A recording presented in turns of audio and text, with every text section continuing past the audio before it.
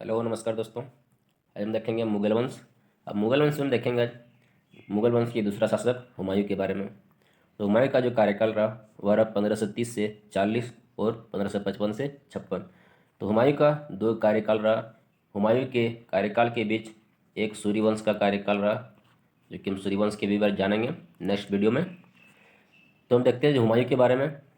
तो हुमायूं का जो पूरा नाम था वह था नसरुद्दीन मोहम्मद हुमायूं। इसका जन्म हुआ था 6 मार्च 1560 ईस्वी को काबुल में हुआ था। इसके पिता जो थे बाबर थे, जो कि मुगल वंश का संस्थापक था, और इसकी माता थी माहम बेगम। तो इतना हम जान गए हुमायूं का पूरा नाम क्या था, नसरुद्दीन मोहम्मद हुमायूं।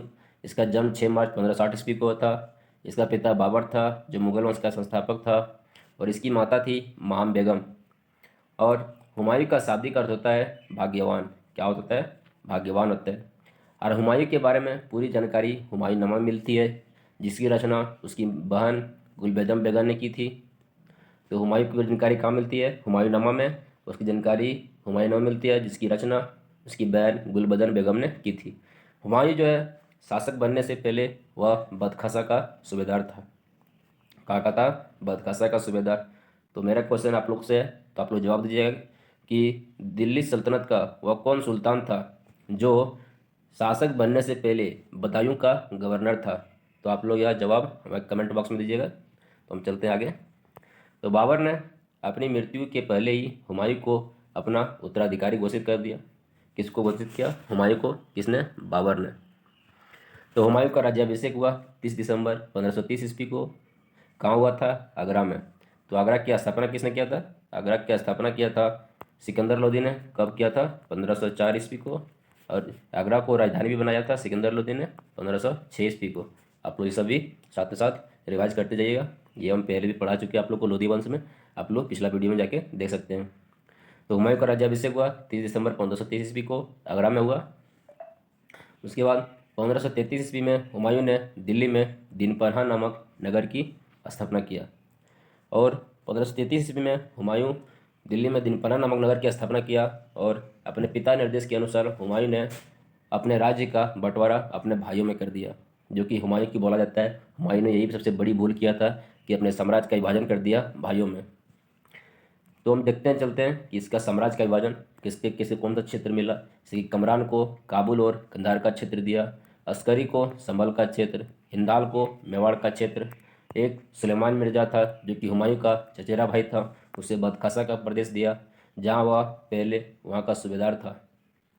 तो हुमायूं को गद्दी पर बैठते ही उसके सामने अनेक कठिनाइयाँ आई, जैसे कि अफगान समस्या, कमज़ोर सैन्य व्यवस्था और हुमायूं के भाई। अफगान समस्या में मतलब मोहम्मद लोदी उस समय अपना उत्तराधिकारी समझता था। कमज़ोर सैन्य व्यवस्था का उसका राजकोष खाली हो जाने के कारण अपनी सेना को प्रशिक्षित नहीं कर पा रहा था। हुमायूं के भाई जो थे, साम्राज्य का विभाजन कर देने के बाद भी हुमायूं के भाई युद्ध में हुमायूं को साथ नहीं दिया करता था। तो यह भी सबसे बड़ी समस्या थी उनके सामने। तो हम देखते हैं अफगान समस्या। जैसे कि अफगान समस्या में मोहम्मद लोदी अपने को अभी भी उस समय भी दिल्ली का वास्तविक उत्तराधिकारी मानता था। और अफगानों में से महत्वपूर्ण शेर खान था, जो बाद में हुमायूं के लिए सबसे बड़ी समस्या बन गया। उसके बाद उसकी कमज़ोर सैन्य व्यवस्था थी, उसका राजकोष खाली हो गया, जिस कारण हुमायूं की बड़ी सेना नहीं रख पा रही थी। और सेना थी भी तो उसको प्रशिक्षित नहीं कर पा रहा था, जिस कारण उसकी सेना कमज़ोर पड़ गई। उसके बाद हुमायूं ने अपना पहला सैन्य अभियान किया, कालिंजर पर आक्रमण किया 1531 ईस्वी में। उस समय वहाँ का शासक था राजा प्रताप रुद्रदेव।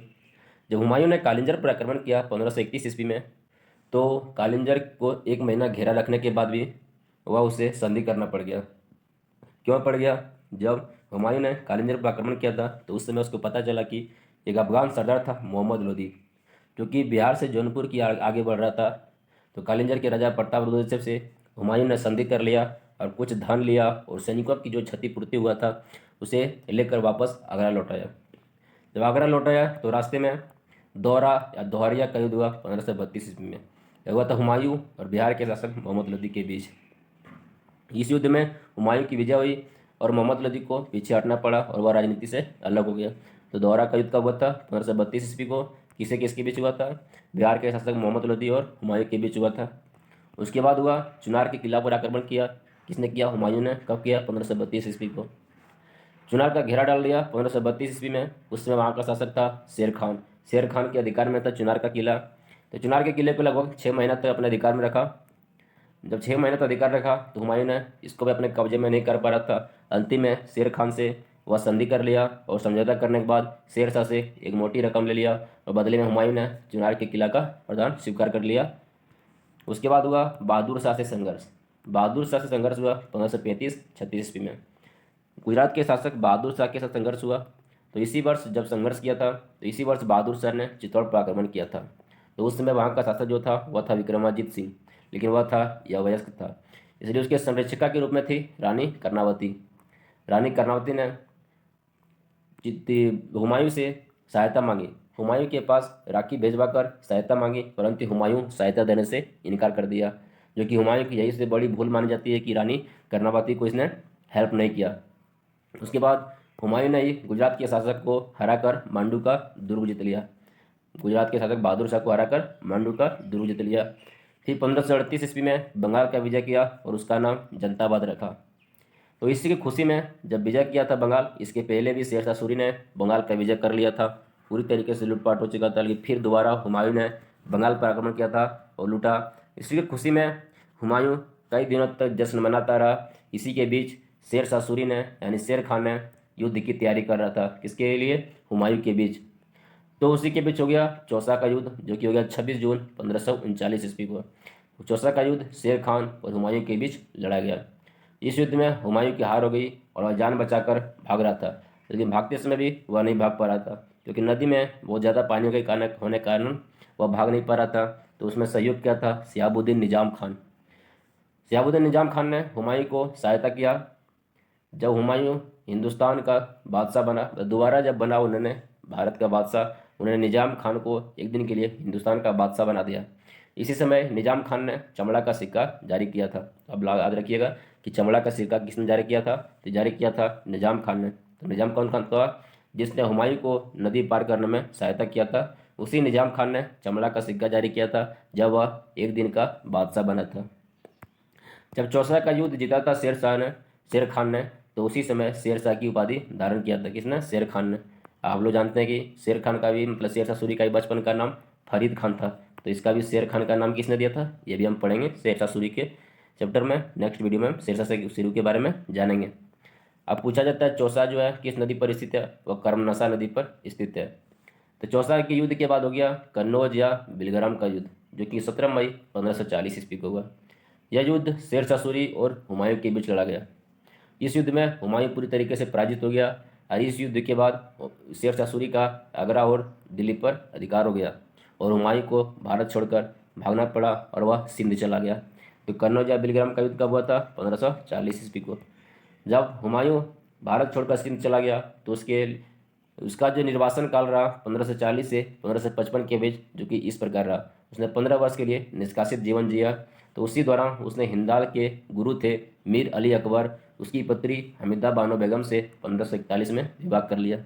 1541 में विवाह करने के बाद 15 अक्टूबर 1542 ईस्वी को अमरकोट में राणा विरसाल के महल में हमीदा बानो बेगम ने एक पुत्र को जन्म दिया, जिसका नाम था अकबर, जो मुगल सम्राट का महान अकबर के नाम से प्रसिद्ध हुआ।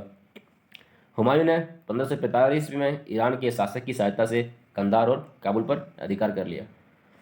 तो हुमायूं ने शादी कब किया था? विवाह कब किया? 1541 ईस्वी को विवाह कर लिया हमीदा बानो बेगम से, जो कि मीर अली अकबर की पुत्री थी।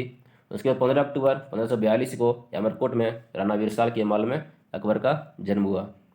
उसके बाद ईरान की शासक की सहायता से कंधार और काबुल पर अधिकार कर लिया। उसके बाद पुनः भारत विजय किया हुमायूं ने। तो उस समय हुआ मछीवाड़ा का युद्ध। जब शेर शाह सूरी यानी सूरी वंश का जब शासक कमजोर पड़ गया, तो उसी समय सही समय देखते हुए हुमायूं ने भारत पर पुनः भारत विजय करने के लिए उसने युद्ध किया। तो पहला युद्ध हुआ मछीवाड़ा का युद्ध, जो कि 1555 ईस्वी को हुआ। कब हुआ? 1555 ईस्वी को। यह युद्ध हुआ हुमायूं और अफगान शासक थे इब्राहिम सूर के द्वारा भेजी गई सेना के बीच लड़ा गया। इस युद्ध में हुमायूं की जीत हो गई और संपूर्ण पंजाब पर हुमायूं ने कब्जा कर लिया। जब कब्जा कर लिया पंजाब पर, तो फिर दोबारा युद्ध किया सरहिंद का युद्ध। सरहिंद का युद्ध 1555 ईस्वी को हुआ। इसमें हुमायूं और सिकंदर सूर के बीच लड़ा गया।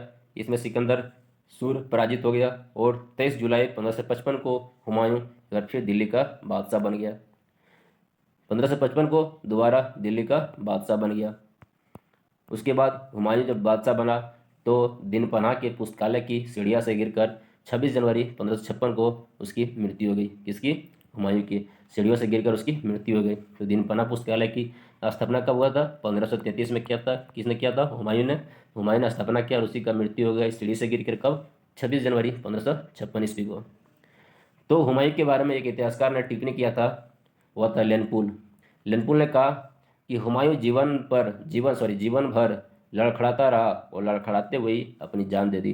तो यह पूछा जाता है कि यह टिप्पणी किस इतिहासकार का था? तो वह लेनपुल का था।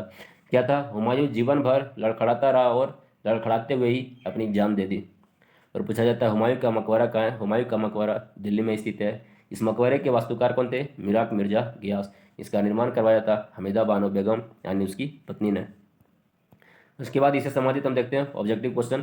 तो आप लोग बने रहे वीडियो में। तो हमारा पहला क्वेश्चन है, हुमायूं का शाब्दिक अर्थ क्या होता है? हुमायूं का शाब्दिक अर्थ है भाग्यवान। करेक्ट आंसर जाएगा ऑप्शन नंबर सी। चलते हैं नेक्स्ट क्वेश्चन।